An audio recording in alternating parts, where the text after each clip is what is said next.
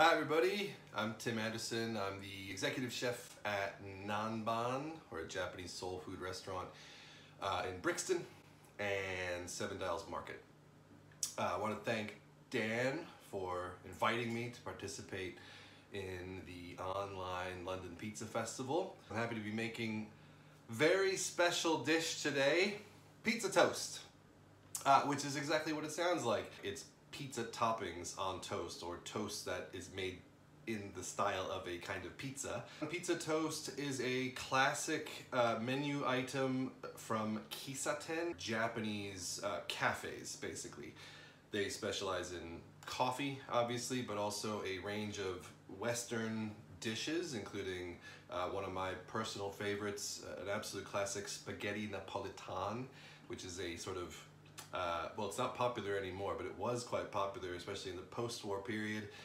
Spaghetti with a sauce made from ketchup primarily, and things like fried onions and peppers, and usually wieners or frankfurters. Proper, weird, delicious American Japanese food that has distant origins in Italy, and that's what pizza toast is as well. So we're going to be making two kinds. We're going to be making a riff, or a version of Franco Pepe's classic sort of deconstructed Margherita with passata, mozzarella, and pesto. Very, very simple, very straightforward. And we're also going to be making one of my own sort of creations, which is a slightly creative take on a classic Japanese coffeehouse pizza toast, but not really anything that fancy. Still very basic, as pizza toast should be. Anybody can make it, anybody can enjoy it. Let's start. So the first thing we need for pizza toast is toast, of course, and the toast should be white bread. Squishy, soft, cheap white bread. It should be thick cut. This is store-bought basic soft white bread, and this is the thickest I could get, which is about 2 centimeters. If you can, you want something more like 1 inch or 3 centimeters. It's so light, it doesn't come out heavy anyway. Really, any white bread will do. If you can, make it yourself or buy it. Japanese milk bread is the idea, which has a roux in it and milk powder, so it's a little bit sweet. It's very, very squishy. It's very delicious. But there are plenty of Japanese bakeries in town that will make it and sell it either pre-sliced or a loaf. This is all about ease, so let's keep it simple. Anyway, we're making 2 pizza toasts today. So 2 slices of bread. And the first thing we're going to do with both of them is we're going to score them into sort of batons. We're going to cut them down into big slices, wide slices, not all the way so they stay together, but that when you go to eat them, you can easily break off a baton, sort of a crouton, to eat easily. So, nice sharp bread knife. I'm going to do 3 pieces, so almost all the way down to the bottom. Like so, barely staying together there. In fact, I'm not even going to lift it to show you. The same with this one and with this one. We don't want to grill these, and we don't want a really fierce hot heat like you would with a traditional pizza, because what we don't want is any burnt bits. That's not sort of the pizza toast way. This should be a comfort food dish. It shouldn't be bitter in any way. It should be quite sweet, in fact. So oven rather than grill, and not that hot of an oven. 220 degrees is all we need. We're gonna start with the classic, or not so classic, modern classic Franco Pepe version of a pizza toast, which is gonna start off very, very simply. Buffalo mozzarella. We'll tear that up and arrange to cover the bread, obviously. Another piece there. And because this one, the Franco Pepe version, is quite simple, I mean, it goes without saying you should use good quality ingredients, but with this one you do want to use good mozzarella.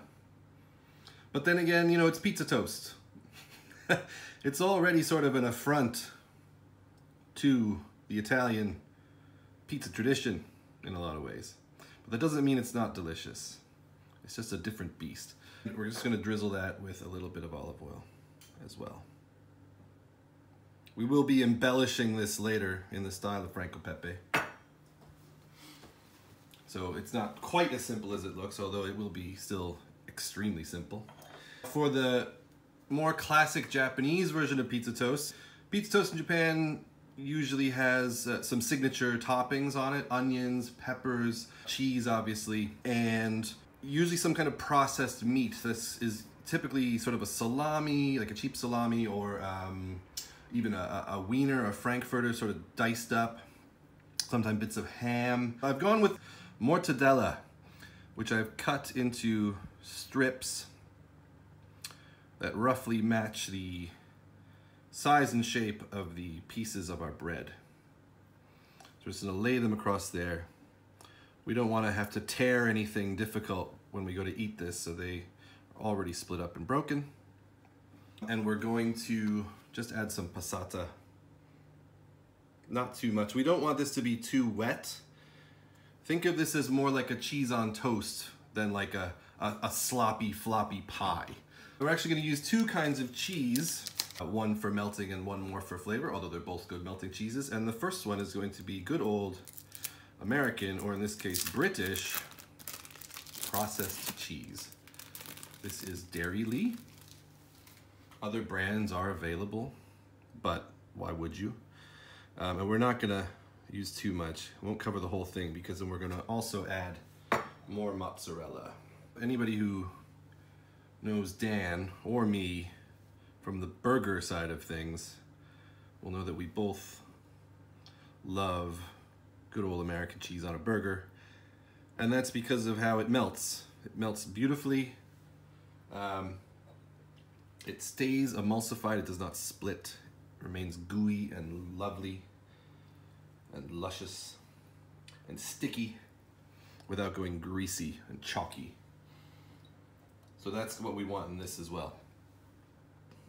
But we also, this kind of plastic American processed cheese is not good when it browns. So we want to kind of cover it. We don't want this to be excessively cheesy, but we want to get a good coverage of the actual mozzarella so that any bits on it that do brown is the mozzarella and not the dairy itself. I'm just going to add a little pinch of pepper, just a pinch. So I've got a perforated tray. You don't need this either, but this will help it go crisp on the bottom. You could also do it on a wire rack. So being careful not to break up our batons. I'm gonna slide these over, and they're gonna go in the oven we're gonna check them after 10 minutes. Probably take about 10, 15. Depends on how brown you like your cheese and how crunchy and crisp and brown you like your bread.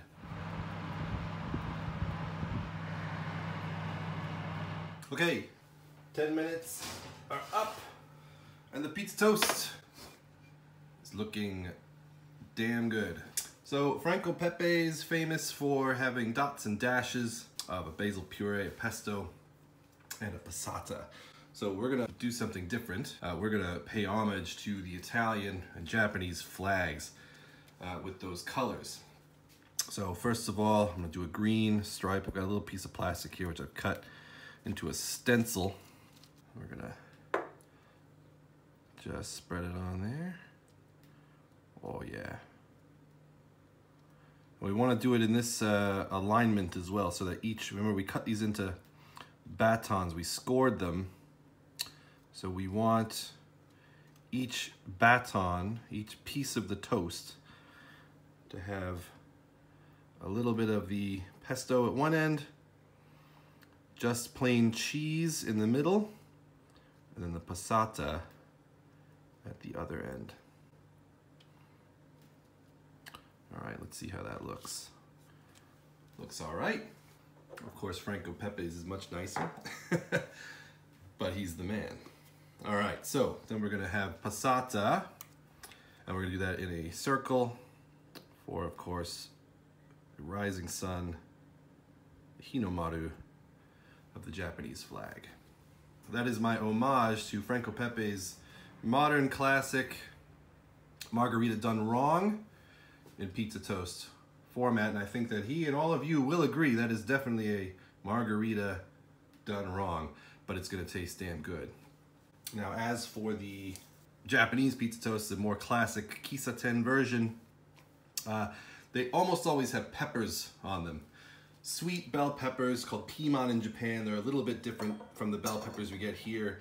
More like actually an Italian sweet pepper. They're smaller with a finer texture and more sugar. So I'm gonna add those, but I'm gonna do it in a very particular style, in a very particular pattern. I'm gonna do the peppers in the pattern forming the Japanese character for Natsukashi, which means nostalgic.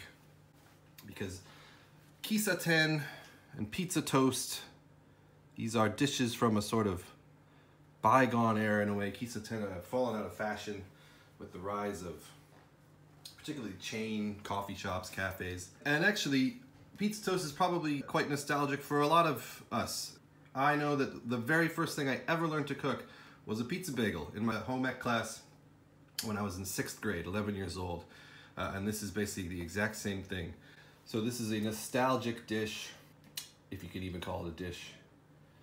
And we're gonna highlight that in pepper form.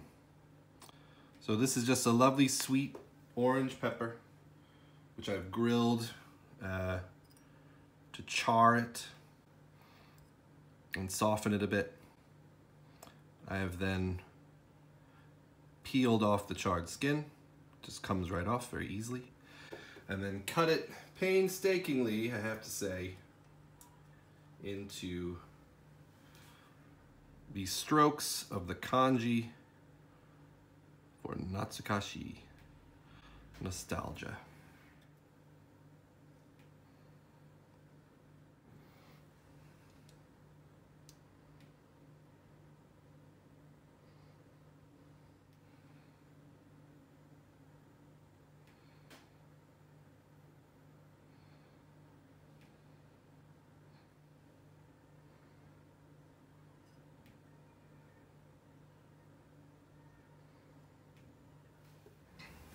Finally, we have our kanji for nostalgic in Japanese, or nostalgia.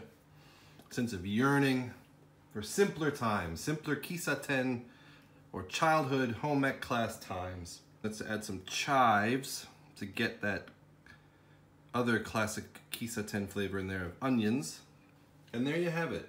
2 pizza toasts, one in the style sort of Franco Pepe as an Italo-Japanese flag of sorts, and one more or less classic Japanese pizza toast with a reminder of simpler times, nostalgic times. I'm gonna try these. Boom. Take that pizza toast.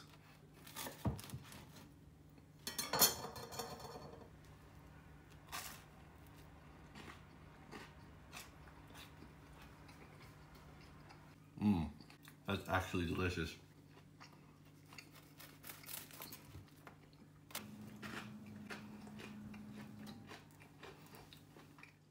Okay guys, that concludes my pizza toast crash course. Honestly, these are delicious.